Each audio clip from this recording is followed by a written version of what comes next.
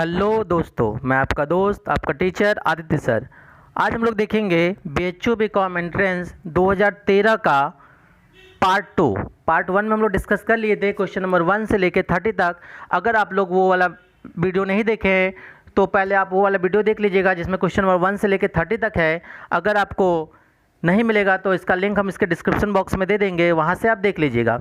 आज हम लोग क्या करेंगे, क्वेश्चन नंबर 31 से लेके क्वेश्चन नंबर 60 तक देखेंगे, जिसमें क्या होगा, economics and money and banking. क्या होगा, economics and money and banking होगा। तो चलिए आइए स्टार्ट करते हैं हम लोग क्वेश्चन नंबर 31। देखिए क्वेश्चन नंबर 31 क्या लिखता है। प्रिंसिपल ऑफ इकोनॉमिक्स पुस्तक के लेखक हैं Henri Fayol, Alfred Marshall, Kindleberger, Bertil Ohlin. तो प्रिंसिपल ऑफ इकोनॉमिक्स के जो लेखक हैं उनका क्या नाम है, Alfred Marshall. Option number 2। Question number 32। वह प्रथम अर्थशास्त्री कौन थे जिसने प्रतिष्ठित सिद्धांत को चुनौती दी। GB Haberler, C Kindleberger, B Ohlin, Marshall. तो इन चारों में से जो चुनौती दी है उनका क्या नाम है, उनका नाम है B Ohlin. Option number 3। Question number 33 देखिए। वेल्थ ऑफ नेशन पुस्तक के रचयिता हैं Adam Smith, professor Ricardo, JS. Mill, AC. Pigou. तो समझिए वेल्थ ऑफ नेशन के बारे में पहले थोड़ा समझिए। द वेल्थ ऑफ नेशन पुस्तक जो है स्कॉटलैंड के प्रसिद्ध अर्थशास्त्री एडम स्मिथ की प्रसिद्ध पुस्तक है। किनकी है, एडम स्मिथ की, जो कहाँ के रहने वाले हैं, स्कॉटलैंड। इनका प्रथम प्रकाशन जो हुआ था वो 1776 में हुआ था। तो इसको भी आप नोट कर लीजिएगा कि वेल्थ ऑफ नेशन पुस्तक का जो प्रथम प्रकाशन हुआ था वो 1776 में हुआ था। ये भी पेपर में आ सकता है। Question number 34। रिकॉर्डों के अनुसार उत्पादन के घटकों की संख्या है 1, 2, 3, 4। तो ध्यान समझिएगा, रिकॉर्डों के अनुसार जो उत्पादन के घटकों की संख्या है वो है 3। वो 3 कौन कौन से हैं, पहला है भूमि, दूसरा है श्रम, तीसरा है पूंजी। तो भूमि, श्रम, पूंजी। ठीक है। Question number 35।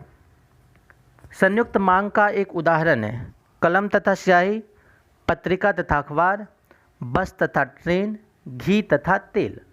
तो पहले ये समझिए कि संयुक्त मांग होता क्या है। संयुक्त मांग नाम से ही पता चल रहा है कि ज्वाइंट डिमांड। ज्वाइंट माने कोई भी ऐसा वस्तु जो अकेले काम नहीं करता, 2 वस्तुओं को साथ में मिला के वो काम कर सकता है, जिसको हम बोलते हैं एक के बिना दूसरा अधूरा है। माने 2 चीज़ें जब तक साथ में नहीं रहेगा तब तक वो काम नहीं हो पाएगा। जैसे कलम तथा स्याही, कलम अगर है लेकिन उसमें स्याही नहीं है तो भी कोई काम का नहीं है। और आपके पास केवल स्याही है लेकिन अगर आपके पास पेन नहीं है जिसमें आप स्याही भर के लिख सके तो भी कोई काम का नहीं है। मतलब जिसका हम दोनों साथ में ही डिमांड करते हैं तो उसको हम लोग संयुक्त मांग कहते हैं। तो इसका ऑप्शन क्या हो जाएगा, ऑप्शन नंबर 1। दूसरा ऑप्शन डिस्कस करिए। देखिए क्या लिखा है, पत्रिका तथा अखबार। पत्रिका नहीं होगा तो हम अखबार से काम चला लेंगे, अखबार नहीं होगा तो पत्रिका से काम चला लेंगे। ऐसे ही अगर हमें कहीं जाना है तो बस नहीं जाएगा तो ट्रेन से जाएंगे, ट्रेन नहीं जाएगा तो बस से जाएंगे। ठीक है। ऐसे ही जहाँ पे हमें घी का इस्तेमाल होगा नॉर्मली तेल से भी यूज कर सकते हैं, और तेल का जहाँ इस्तेमाल होगा घी से यूज कर सकते हैं।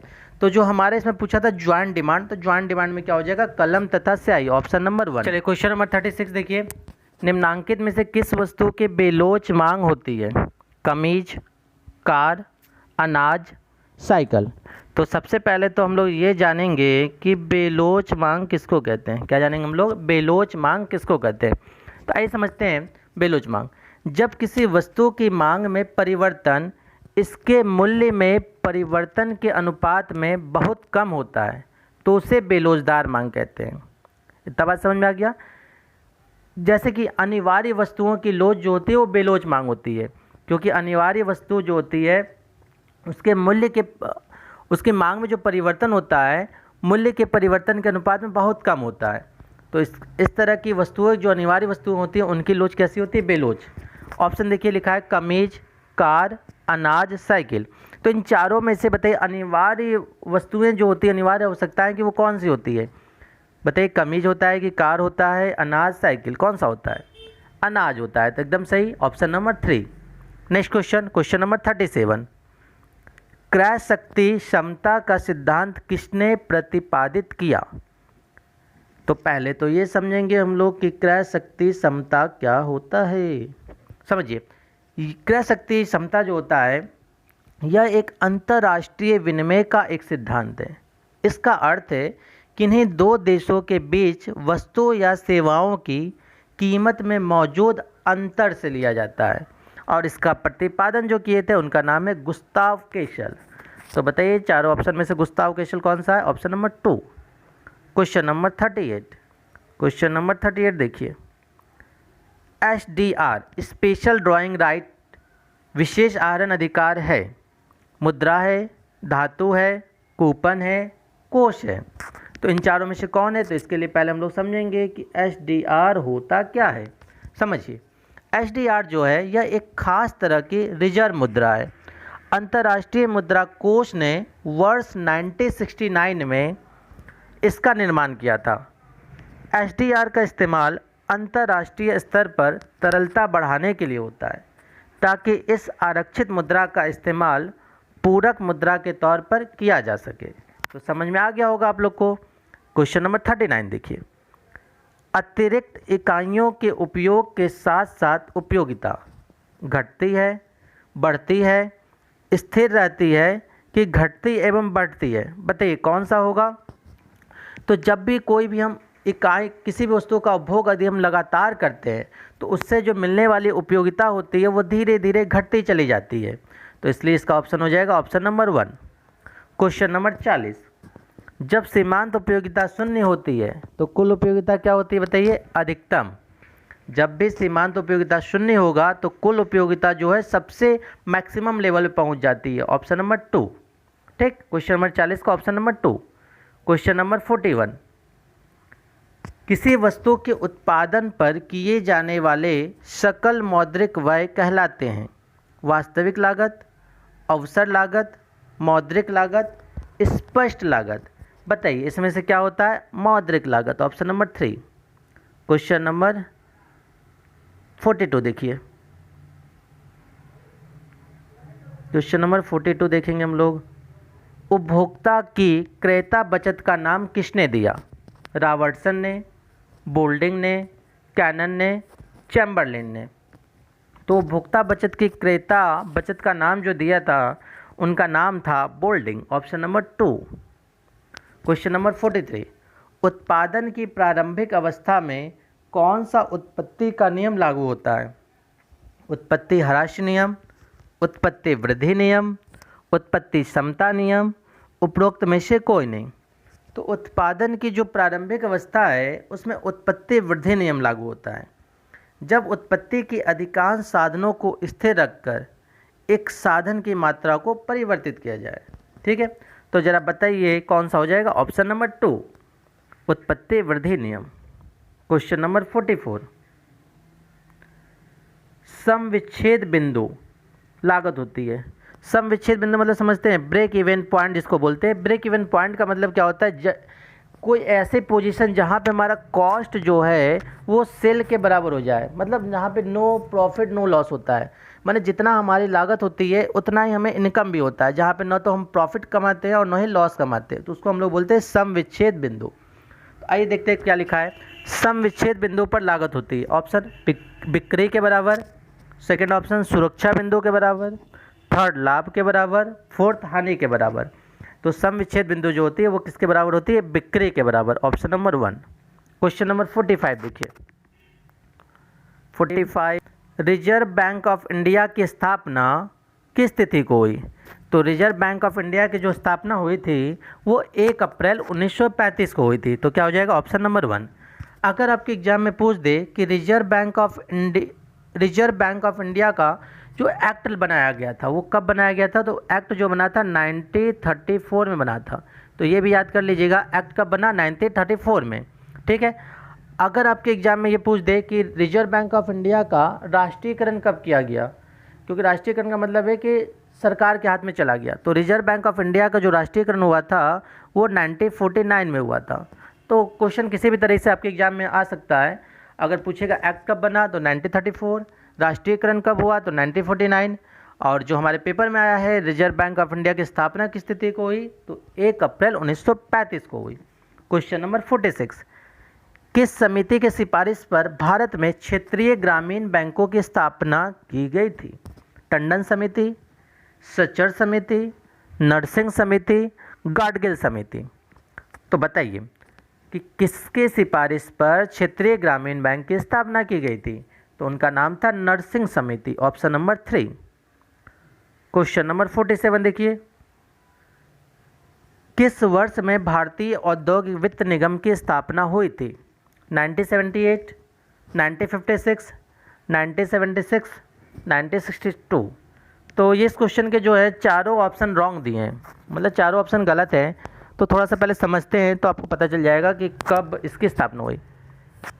समझिए, स्वतंत्रता प्राप्ति के पश्चात भारत सरकार ने उद्योग धंधों को दीर्घकालीन तथा मध्यकालीन आवश्यकताओं को पूरा करने के लिए एक औद्योगिक वित्त निगम अधिनियम पास किया, जिसके अंतर्गत भारतीय औद्योगिक वित्त निगम की स्थापना की गई।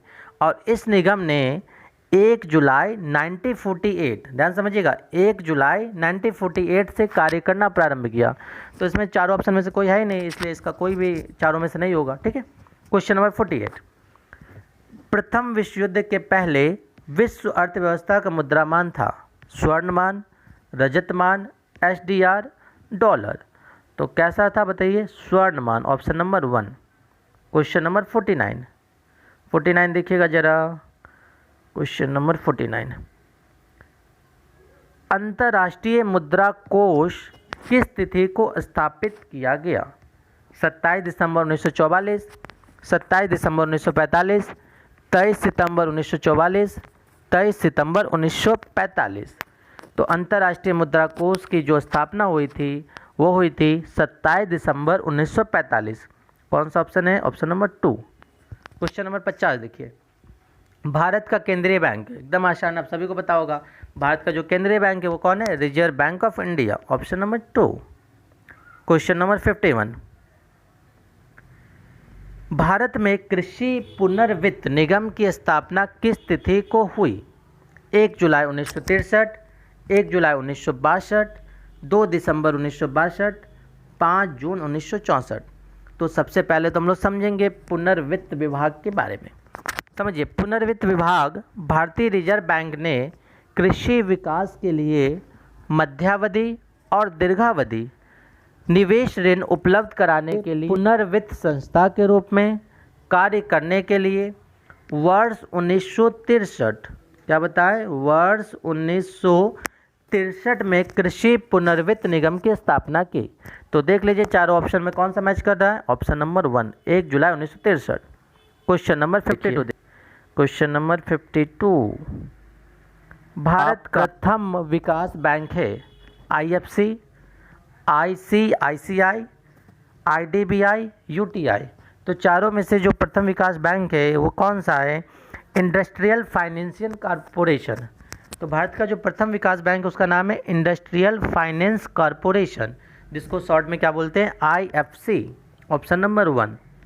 क्वेश्चन नंबर 53, मुद्रा वह है जो मुद्रा का कार्य करे। वेरी इंपॉर्टेंट क्वेश्चन है, कई बार एग्जाम में पूछा जाता है कि मुद्रा वह है जो मुद्रा का कार्य करे। यह परिभाषा किसने दिया?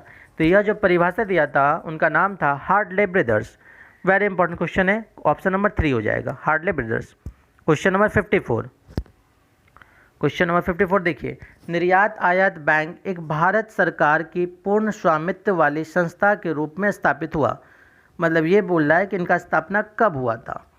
फरवरी 1990 में, जनवरी 1990, फरवरी 1982, जनवरी 1982। तो निर्यात आयात बैंक की जो स्थापना हुई थी वो हुई थी जनवरी 1982। ऑप्शन नंबर कौन सा है? ऑप्शन नंबर 4, 54 का ऑप्शन नंबर 4।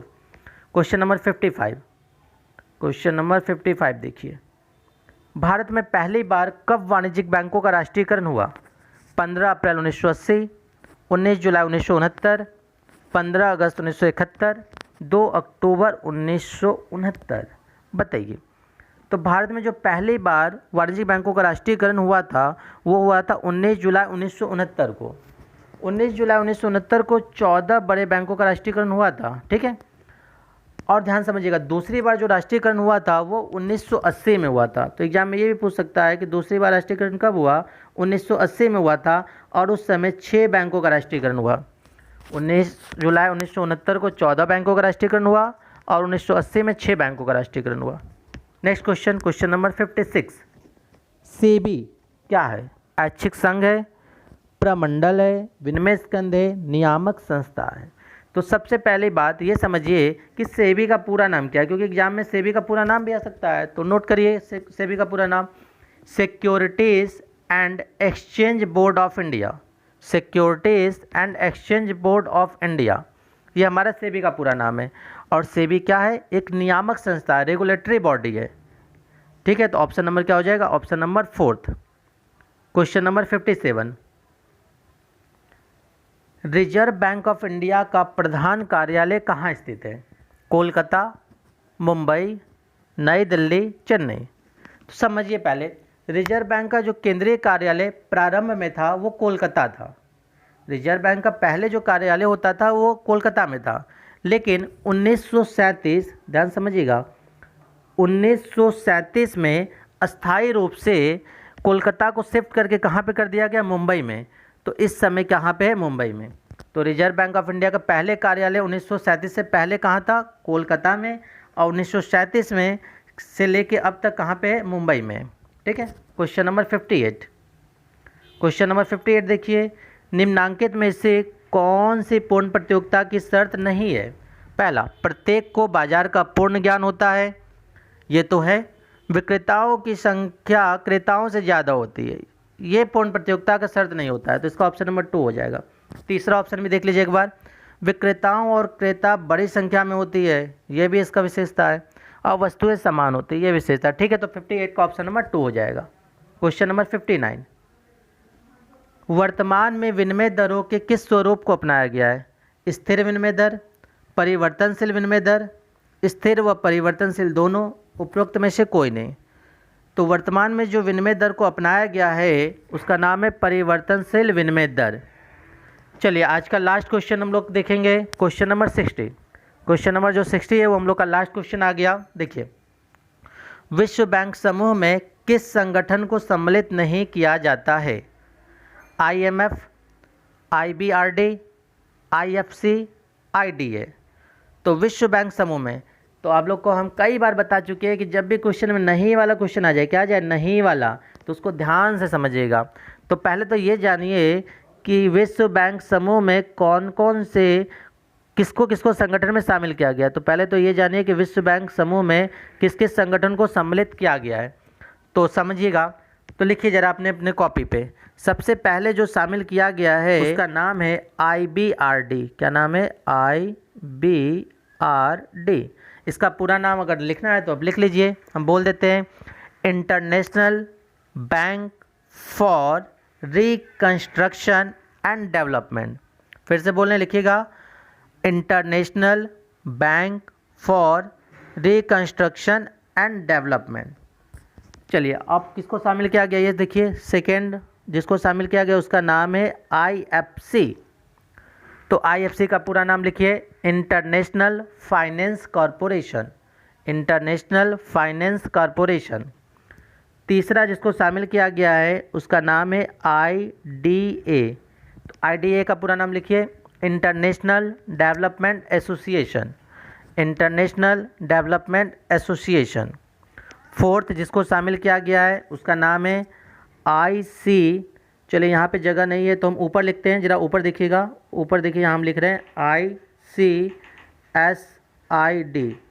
अगला जो शामिल किया गया है ICSID, इसका पूरा नाम देखिए क्या लिखा है, international centre for settlement of investment dispute. फिर से बोल रहे हैं, international centre for settlement of investment dispute. And last पांचवा जिसको शामिल किया गया है उसका नाम लिखिए MIGA। इसका पूरा नाम है multilateral investment guarantee agency. Multilateral investment guarantee agency. ठीक है, तो ये जो पांचों है इसको विश्व बैंक समूह में शामिल किया गया है, लेकिन हमारे क्वेश्चन में क्या पूछा गया है, किससे शामिल नहीं किया गया है। तो देखिए पहला ऑप्शन है IMF, जरा बताइए इस पांचों में IMF है? नहीं है, तो इसका मतलब इसे शामिल नहीं किया गया है, ऑप्शन नंबर 1। दूसरा क्या लिखा है? IBRD, तो देखिए शामिल किया गया है, IBRD देखिए यहाँ पे हम लिखे हैं। फिर क्या था? IFC, देखिए यहाँ भी लिखे हैं IFC, और IDA यहाँ लिखे हैं। तो क्वेश्चन नंबर 60 का क्या हो जाएगा? Option number 1। इस तरीके से हमारा BHU BCom एंट्रेंस 2013 का पार्ट 2 कंप्लीट हो गया। अब इसके आगे क्वेश्चन हम लोग नेक्स्ट पार्ट में देखेंगे। धन्यवाद।